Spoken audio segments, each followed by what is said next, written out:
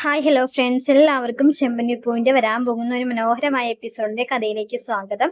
അപ്പോൾ ആദ്യം കാണിക്കുന്നത് രേവതിയുടെ വീടാണല്ലോ. രേവതി ആകെ ടെൻഷൻ അടിച്ചിരിക്കുകയാണ്. കാരണം വേറെ ഒന്നും അല്ലായിരുന്നു, നാളെ രാവിലെ അവളുടെ അനിയത്തിയായിട്ടുള്ള ദേവുവിന്റെ കല്യാണമാണ്. എല്ലാവരും വെറുക്കുന്ന സച്ചി രേവതിയും ദേവുവിന്റെ അമ്മയും അനിയനും എല്ലാവരും വെറുക്കുന്ന ഒരാളാണ് അരുൺ. അരുൺ എന്ന പോലീസുകാരൻ. അയാളുമായിട്ടാണ് ദേവുവിന്റെ രജിസ്റ്റർ മാരേജ് നടക്കുന്നത്. അതിന് സാക്ഷിയാവാൻ പോവാണ് രേവതി. ദേവുവിന്റെ സങ്കടം കണ്ടില്ല എന്ന് നടിക്കാൻ രേവതിക്ക് ഒരിക്കലും ആവില്ല. അതുകൊണ്ട് തന്നെ ദേവും അരുണും തമ്മിൽ ഒരു ഡിസിഷൻ എടുത്തിരിക്കുകയാണ്. ആരും അറിയാതെ ഒരു രജിസ്റ്റർ മാരേജ് നടത്തി വെക്കാം. അതിനുശേഷം വീട്ടുകാരുടെ എല്ലാവരുടെയും സമ്മതത്തോടെ രണ്ട് വീട്ടുകാരും കുടുംബക്കാരും ആയിട്ട് നല്ലൊരു ആഘോഷമാക്കിയിട്ട് തന്നെ ഞങ്ങളുടെ കല്യാണം നടത്താം. അതിനു മുന്നേ ഞങ്ങളുടെ ഒരു ഉറപ്പിന് വേണ്ടി, ഞങ്ങൾക്ക് ഞങ്ങളെ തന്നെ നഷ്ടമാവില്ല എന്നുള്ളൊരു ഉറപ്പിന് വേണ്ടിയിട്ട് അതിന് മുന്നേ ഒരു രജിസ്റ്റർ മാരേജ് നടത്തി വെക്കാം എന്നൊരു തീരുമാനത്തിലേക്ക് എത്തിയിരിക്കുകയാണ് കേട്ടോ. അപ്പൊ അതിന്റെ തലേ ദിവസത്തെ രാത്രി രണ്ടു കൂട്ടർക്കും, അതായത് രേവതിക്കും അതേപോലെ തന്നെ ദേവുവിനും ആകെപ്പാടെ ടെൻഷനുള്ള ഒരു രാത്രിയാണ് കേട്ടോ. രേവതി ആകെ ടെൻഷൻ അടിച്ച് നിൽക്കുകയാണ്. ആ സമയത്താണ് ദേവുവിന്റെ കോള് വരാട്ടോ. അപ്പൊ രേവതി ആകെ പേടിക്കുന്നുണ്ട്. എന്നിട്ട് രേവതി ചോദിക്കുന്നത്, എന്താ മോളെ ഈ സമയത്ത് എന്താ വിളിക്കുന്നത് ചോദിച്ചപ്പോൾ, എനിക്ക് ഉറക്കം വരുന്നില്ല ചേച്ചി, അമ്മയടുത്ത് കിടക്കുമ്പോൾ എനിക്ക് ആകെ സങ്കടമാവുകയാണ്, ഞാൻ അമ്മേനെ ചതിക്കല്ലേ, അമ്മയോട് ഇതുവരെ ഞാൻ നുണ പറഞ്ഞിട്ടില്ല, ഇപ്പൊ അമ്മയൊന്നും അറിയാതെ നാളെ ഞാൻ വിവാഹം കഴിക്കാൻ പോവല്ലേ, അതിന്റെ എല്ലാ ടെൻഷനും എനിക്കുണ്ട് ചേച്ചി, എന്താ ഞാൻ ചെയ്യാന്ന് പറയുമ്പോൾ രേവതി പറയുന്നുണ്ട്, ഒരു തീരുമാനം എടുക്കുമ്പോൾ എല്ലാം ആലോചിച്ച് വേണമായിരുന്നു മോളെ. ഇപ്പൊ നിങ്ങൾ തീരുമാനം എടുത്തു കഴിഞ്ഞു, അതിനുള്ള എല്ലാ ഫോർമാലിറ്റീസും അരുണ് ചെയ്തു കഴിഞ്ഞു. ഇനി അതിനെപ്പറ്റി ആലോചിച്ചിട്ട് എന്താ കാര്യം? എല്ലാം ആലോചിച്ച് തന്നെയാണ് ചേച്ചി ഞങ്ങൾ ഈ തീരുമാനം എടുത്തത്. വേറൊരു വഴിയില്ലല്ലോ, ഞങ്ങൾക്ക് ഒന്നിക്കാൻ വേറൊരു വഴിയില്ലല്ലോ, അതുകൊണ്ടല്ലേ ഇങ്ങനെ ഒരു തീരുമാനം എടുക്കേണ്ടി വന്നത്. ആ തീരുമാനം എടുത്തു കഴിഞ്ഞില്ലേ മോളെ, ഇനി അതിനുള്ള ധൈര്യം നീ ഉണ്ടാക്കി എടുക്കുകയാണ് വേണ്ടത് എന്നൊക്കെ പറഞ്ഞ് രേവതി ആശ്വസിപ്പിക്കുന്നുണ്ട്. അപ്പൊ ദേവ് പറയുന്നുണ്ട്, വേറെ ചേച്ചി നാളെ രാവിലെ വരില്ലേ എൻ്റെ അടുത്തേക്ക്, രജിസ്റ്റർ ഓഫീസിലേക്ക് ചേച്ചി വരില്ലേ, എൻ്റെ ഭാഗത്ത് ചേച്ചി മാത്രമേ ഉള്ളൂ എനിക്കൊരു ധൈര്യമായിട്ട് വരും, ചേച്ചി എന്തായാലും വരണം എന്നൊക്കെ ദേവ് പറയുമ്പോൾ രേവതി പറയുന്നുണ്ട്, ഞാൻ എന്തായാലും വരും. നിന്റെ കല്യാണം ഇങ്ങനെയൊന്നും അല്ല നടത്താൻ വിചാരിച്ചിരുന്നുണ്ടെങ്കിലും നിനക്ക് ധൈര്യമായിട്ട് നിന്റെ സന്തോഷത്തിൽ ഞാൻ എന്തായാലും പങ്കാളിയാവും. നീ ആഗ്രഹിച്ച പോലെ ഒരു ജീവിതം കിട്ടണമെന്ന് മാത്രമേ എൻ്റെ ആഗ്രഹമുള്ളൂ. സച്ചേട്ടനോട് ഇന്നേ വരെ ഞാൻ എതിർത്തൊരു കാര്യം പറഞ്ഞിട്ടില്ല, സച്ചേട്ടൻ അറിയാതെ ഒരു കാര്യം ഞാൻ ചെയ്തിട്ടുമില്ല. ഇത് സച്ചേട്ടനെ അറിയിക്കാതെ ചെയ്യുന്നതിൽ എനിക്ക് നല്ല വിഷമമുണ്ട്. എന്നാലും നിന്റെ ജീവിതമാണ്, നിനക്ക് ഇഷ്ടപ്പെട്ട ആളുടെ കൂടെ നീ നന്നായിട്ട് ജീവിക്കണം എന്ന് എനിക്ക് ആഗ്രഹമുള്ളൂ. എന്തായാലും സമാധാനമായിട്ട് കിടന്നുറങ്ങിക്കോ, നാളെ രാവിലെ ഞാൻ എന്തായാലും രജിസ്റ്റർ ഓഫീസിൽ എത്തും എന്ന് ഒരു വാക്കും കൊടുത്തുകൊണ്ട് അവർ ആ ഫോൺ വിളി അവിടെ നിർത്തുന്നുണ്ട് കേട്ടോ. എന്നിട്ട് കുറച്ച് കഴിയുമ്പോഴേക്കും സച്ചി വരുന്നുണ്ട്. സച്ചി അന്ന് രാത്രി വരാൻ നല്ല ലേറ്റ് ആവുന്നുണ്ട് കേട്ടോ.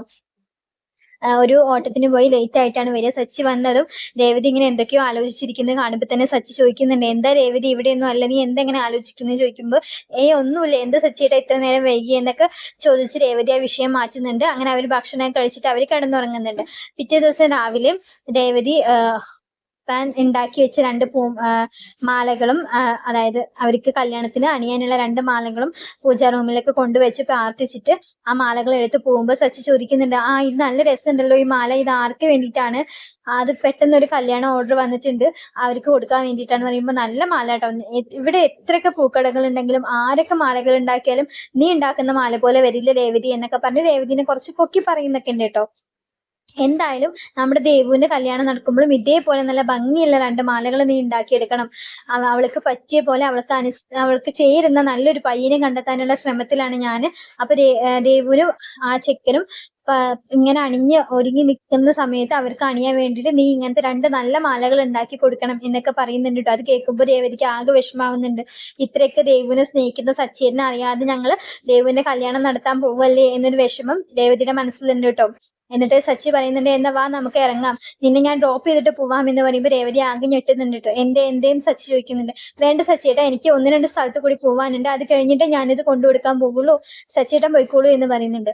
അല്ല, ഞാൻ വേണിച്ച് ഡ്രോപ്പ് ചെയ്യാം. വേണ്ട സച്ചിയേട്ടാ, ഞാൻ ഇതെല്ലാം കൊടുത്തു കഴിഞ്ഞിട്ട് സച്ചിയേട്ടൻ്റെ അടുത്തേക്ക് വരാം എന്ന് പറഞ്ഞ് രേവതി വേഗം പോകുന്നുണ്ട് കേട്ടോ. സച്ചിക്ക് ഡൗട്ടൊന്നും അടിക്കുന്നില്ല. അങ്ങനെ വേഗം രജിസ്റ്റർ ഓഫീസിലേക്ക് ചെല്ലുന്നുണ്ട്. രജിസ്റ്റർ ഓഫീസിൽ രേവതിനെ കാത്തിട്ട് ദേവും അരുണിന്റെ ഒരു ഫ്രണ്ടും നിൽക്കുന്നുണ്ടായിരിക്കും കേട്ടോ. ഫസ്റ്റത്തെ മാരേജ് തന്നെ ഇവരുടെ ആയിരിക്കും. എല്ലാം സെറ്റ് ആക്കിയിട്ട് അവര് ദേവതീനെ കാത്തു നിൽക്കാണ് കേട്ടോ. അപ്പൊ രേവതി വേഗം വരുന്നുണ്ട്. ദേവു ആണെങ്കിൽ സാരി കൊടുത്ത് റെഡി ആയിട്ട് നിൽക്കുന്നുണ്ട്. എന്നിട്ട് രേവതിനെ കണ്ടത് ദേവു ഓടി വന്ന് കെട്ടിപ്പിടിക്കുന്നുണ്ട്. ചേച്ചി എന്ന് പറഞ്ഞ് കരയുന്നുണ്ട് കേട്ടോ. അപ്പൊ രേവതി ദേവുവിനെ പിടിച്ചിട്ട് പറയുന്നുണ്ട്, നിന്റെ കല്യാണം ഇങ്ങനെയൊന്നും നടത്താനല്ല വിചാരിച്ചിരുന്നത്. എന്റെ കല്യാണമോ എങ്ങനെയൊക്കെയോ നടന്നു. അത് എനിക്ക് ഇഷ്ടമില്ലാത്ത രീതിയിലായിരുന്നു. പക്ഷേ ഇപ്പൊ ഞാൻ സന്തോഷമായിട്ടാ ജീവിക്കുന്നതെങ്കിലും നിന്റെ കല്യാണം നല്ല രീതിക്ക് നടത്തണമെന്ന് ആഗ്രഹം ഉണ്ടായിരുന്നു. അതും ഇങ്ങനെ ആയി പോയല്ലോ എന്ന് പറയുന്നുണ്ട് കേട്ടോ. എന്തായാലും നിനക്ക് നീ ആഗ്രഹിച്ച ജീവിതം കിട്ടട്ടെ. ഇനി കൂടുതലൊന്നും പറയണ്ട, വേഗം നമുക്ക് രജിസ്റ്റർ മാരേജ് ചെയ്യാം എന്ന് പറഞ്ഞ് ദേവുവിനെ കൂട്ടി അകത്തേക്ക് ചെല്ലുന്നുണ്ട്. അങ്ങനെ മാരേജ് ഫംഗ്ഷൻ ഒക്കെ കഴിഞ്ഞ് എല്ലാം കഴിഞ്ഞ് ഫോട്ടോ ഒക്കെ എടുത്ത് രേവതിയുടെ കൂടെയും എല്ലാവരുടെ കൂടെയും നിന്ന് ഫോട്ടോ ഒക്കെ എടുത്ത് അവര് തിരിച്ചു പോരുന്നുണ്ട് കേട്ടോ. അങ്ങനെ ദേവുവിന്റെ വീട്ടിലേക്കും രേവതി ശശിയുടെ വീട്ടിലേക്കും പോകുന്നുണ്ട്. എല്ലാ കാര്യങ്ങളും നല്ല ഭംഗിയായി കഴിഞ്ഞിട്ടുണ്ട്. അങ്ങനെ ഇവര് രജിസ്റ്റർ മാരേജ് കഴിഞ്ഞു കഴിഞ്ഞാൽ നമ്മുടെ ഈ ഫോട്ടോ ഒക്കെ കുറച്ച് ദിവസത്തേക്ക് ഫോട്ടോസ് നമ്മൾ രജിസ്റ്റർ ഓഫീസിന്റെ ഫ്രണ്ടിൽ നോട്ടീസ് ബോർഡിൽ ഇടുമല്ലോ. അത് അങ്ങനെ അന്ന് ആ ദിവസം തന്നെ ഓഫീസേഴ്സ് അത് നോട്ടീസ് ബോർഡിൽ ഇട്ടത് സച്ചി കാണാൻ ഇടയാവുന്നുണ്ട്. കാരണം സച്ചിയുടെ കൂട്ടുകാരന്റെ രജിസ്റ്റർ മാരേജ് നടത്താൻ വേണ്ടിയിട്ട് അവരെ പേപ്പേഴ്സ് ഒക്കെ കുറച്ച് ശരിയാക്കാൻ വേണ്ടിയിട്ട് സച്ചിയും ആ കൂട്ടുകാരനും കൂടി രജിസ്റ്റർ ഓഫീസിലേക്ക് വരുന്ന ആ സമയത്താണ് അത് നോട്ടീസ് ബോർഡിൽ സച്ചി കാണുകയും സച്ചിക്ക് നല്ല ദേഷ്യം വരെ ചെയ്യുന്നുണ്ട്. തന്നോട് പറയാതെ തന്നെ അനുജത്തി ഇങ്ങനൊരു കാര്യം ചെയ്തു. എന്നിട്ട് അതിന്റെ ഡീറ്റെയിൽസ് അന്വേഷിക്കാൻ വേണ്ടി സച്ചി ഓഫീസിലേക്ക് പോവുകയും ഓഫീസിൽ നിന്ന് ആ ഡീറ്റെയിൽസ് കാണുന്ന ആ സച്ചി നടുങ്ങി പോവാനുണ്ടോ. കാരണം താൻ ഏറെ സ്നേഹിക്കുന്നു തന്റെ സ്വന്തം ഭാര്യ തന്നെ ചതിക്കുകയാണ്. തന്നെ ചതിക്കുന്നവരുടെ കൂടെ കൂടി തന്നെ ചതിച്ചു, തന്നെ വഞ്ചിച്ചു. തന്നോട് പറയാതെ താൻ ഏറ്റവും കൂടുതൽ വെറുക്കുന്ന ഒരാളുമായിട്ട് അനുജത്തിന്റെ വിവാഹം നടത്തി കൊടുത്തു എന്നുള്ള ആ ഒരു സത്യം, ഞെട്ടിക്കുന്ന സത്യം സച്ചി മനസ്സിലാക്കുകയാണ്. അപ്പൊ തന്നെ ദേഷ്യം കയറി സച്ചി നേരെ പോകുന്നത് വീട്ടിലേക്കാണ് കേട്ടോ. അപ്പോഴേക്കും രേവതി അവിടെ എത്തിയിട്ടുണ്ടാവും. രേവതിനെ വിളിച്ചിറക്കിയിട്ട് രേവതിയോട് വളരെ മോശമായിട്ട് സച്ചി പെരുമാറുന്നുണ്ട്. രേവതിന്റെ തല്ലാനൊക്കെ കയ്യോങ്ങുന്നുണ്ട് കേട്ടോ. ദേവുവിന്റെ കല്യാണം നീ നടത്തി കൊടുത്തൂലേ എന്ന് പറയുന്നുണ്ട്. അപ്പൊ രേവതിക്ക് ഒന്നും പറയാനില്ല കേട്ടോ. രേവതി ആകെ ഞെട്ടി നിൽക്കുകയാണ്. സച്ചി എങ്ങനെ ഇത് മനസ്സിലാക്കി, നമ്മൾ ഇത്ര രഹസ്യമായിട്ട് നടത്തിയ കാര്യം സച്ചി എങ്ങനെ മനസ്സിലാക്കിയെന്ന് രേവതി ആകെ അന്താളിച്ച് നിൽക്കണം കേട്ടോ.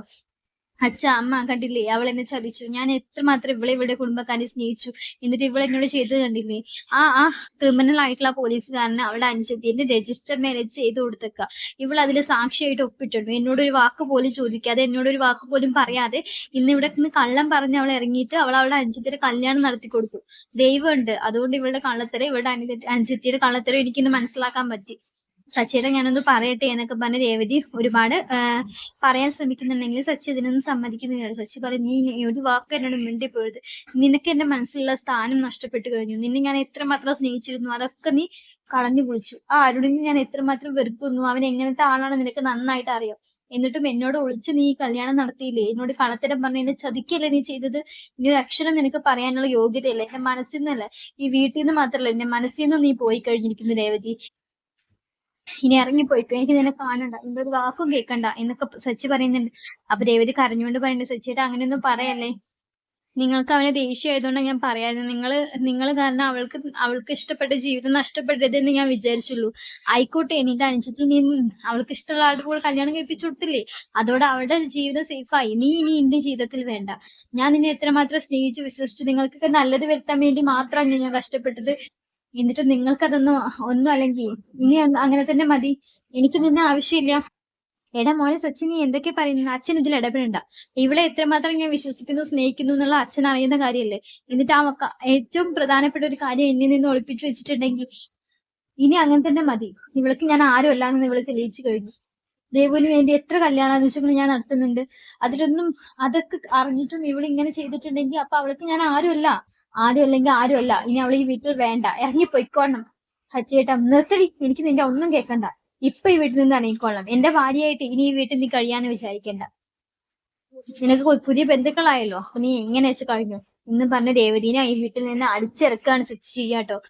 ചന്ദ്രമതിക്ക് അത് കാണുമ്പോൾ നല്ല സന്തോഷമാവുന്നുണ്ട് കേട്ടോ. കാരണം തന്റെ മകൻ അവളെ ഇഷ്ടമല്ലാത്ത ചന്ദ്രമതിക്ക് അത് ഏറെ സന്തോഷകരമാവുന്ന കാര്യമാവും കേട്ടോ. അല്ലെങ്കിൽ നിന്റെ വീട്ടുകാർ ഇവരുടെ വീട്ടുകാർ നിന്നെ ചതിക്കല്ലേ എപ്പോഴും ഉണ്ടായിരുന്നത്. ഞാൻ എത്ര വട്ടം നിന്നോട് അതൊക്കെ പറഞ്ഞു, നിനക്ക് മനസ്സിലായിട്ടില്ലല്ലോ എന്നൊക്കെ സച്ചിനെ എഴുതി കയറ്റി കൊടുക്കുന്നുണ്ട് കേട്ടോ. രേവതിയാണെച്ച അച്ഛ, ഞാൻ അങ്ങനെയൊന്നും അല്ല വിചാരിച്ചെന്നൊക്കെ പറഞ്ഞ് കരഞ്ഞ് കാല് പിടിക്കാൻ ശ്രമിക്കുന്നുണ്ട് കേട്ടോ. സച്ചി പറഞ്ഞ, ആരുടെയും കാല് പിടിച്ചിട്ട് കാര്യമില്ല. എന്റെ ജീവിതത്തിൽ നീ വേണോ വേണ്ടേന്ന് തീരുമാനിക്കുന്നത് ഞാനാണ്. ഇനി ഇനി എനിക്ക് നിന്നെ കാണണ്ട എന്ന് പറഞ്ഞ് വീട്ടിൽ നിന്ന് പുറത്താക്കി വാതിലടയ്ക്കുന്നുണ്ട് കേട്ടോ. രേവതിയാണെന്ന് വെച്ചാൽ അവിടെ ഇരുന്ന് പൊട്ടിക്കരയുന്നുണ്ട് കേട്ടോ. ഞാൻ ഒരിക്കലും വിചാരിച്ചിട്ട് സംഭവം ഇങ്ങനെയൊക്കെ ആവുമെന്ന് ഒരിക്കലും വിചാരിച്ചിരുന്നില്ല. ആ കല്യാണം നടന്നത് സച്ചി എങ്ങനെയൊക്കെയോ അറിഞ്ഞു. എന്ത് പറഞ്ഞ് സമാധാനിപ്പിക്കണമെന്ന് പോലും എനിക്ക് അറിയുന്നില്ല എന്നൊക്കെ പറഞ്ഞു രേവതി അവിടെ ഇരുന്ന് പൊട്ടിക്കരയുന്നുണ്ട് കേട്ടോ. ഇത് വരാൻ പോകുന്ന ഒരു എപ്പിസോഡാണ്. അപ്പൊ വീഡിയോ ഇഷ്ടമായി കഴിഞ്ഞാൽ എല്ലാവരും ലൈക്ക് ചെയ്യണം, സബ്സ്ക്രൈബ് ചെയ്യണം. Thank you.